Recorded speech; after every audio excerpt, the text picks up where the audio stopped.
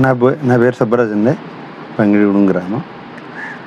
నేను పోలవరం కాలువ నిర్వాసితుని కూడా. ఈరోజు ఉగాది శుభాకాంక్షలు అందరికీ ముందుగా. ఈరోజు వీడియో ఎందుకు చేస్తుందంటే, పోలవరం అప్పుడు రాజశేఖర రెడ్డి గారి టైంలో కుడి ఎడమ కాలువలో భూమి తీసుకోవడం జరిగిందండి.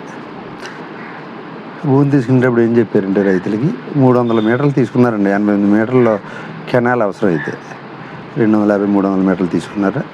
ఈ భూమి మాకు ఈ కెనాల్ పోను, అటు ఇటు డబల్ లైన్ రోడ్డు పోను, మిగిలిన భూమి మాకు మట్టి పోసుకుంటానికి కావాలి, తర్వాత మీరే పండించుకుందరు కానీ అని చెప్పి జాయింట్ కలెక్టర్ రామాంజనేయులు గారు, కలెక్టర్ అగర్వాల్ గారు మాకు ప్రామిస్ చేసి భూములు తీసుకుంటాం జరిగిందండి.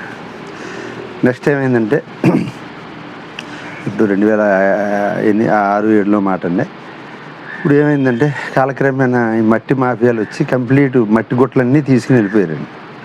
అయిపోయిందండి అది. ఇప్పుడు మట్టి లేక ఈ గవర్నమెంట్ ఏం చేస్తుందంటే, ఇది గవర్నమెంట్ ల్యాండ్, దీంట్లో రైతుని ఎవరిని రావద్దంటున్నారండి.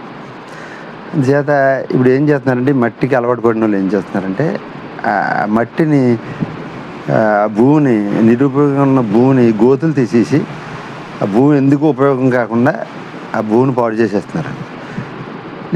దీని గురించి నేను ఆల్రెడీ కలెక్టర్ గారికి అన్నీ పెట్టించానండి. అంటే ఈ భూమి రైతుకి ఇవ్వండి, అమ్ముకునే హక్కు లేకుండా కనీసం పండించుకునే హక్కు అన్నా ఇస్తే ఆ భూమి 10 మందికి 10 మందికి పంట పండించి 10 మందికి ఆహారానికి అందించి రైతు చేతిలో పెడితే ఆ భూమి నిరుపయోగం కాకుండా 10 మందికి ఉపయోగపడుతుంది.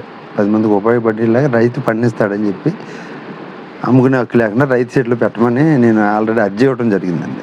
ఈ ఇరిగేషన్ ఎస్సీలు వాళ్ళు ఏమన్నారంటే, ఇది మా చేతిలో లేదు, పోలవరం ప్రాజెక్ట్ అథారిటీకి అప్పచెప్పేసాం భూమి, ఈ నిర్ణయం అథారిటీ తీసుకోవాలని చెప్పి వాళ్ళు చెప్పడం జరిగిందండి. మేము అథారిటీకి ఇంకా పెట్టలేదు.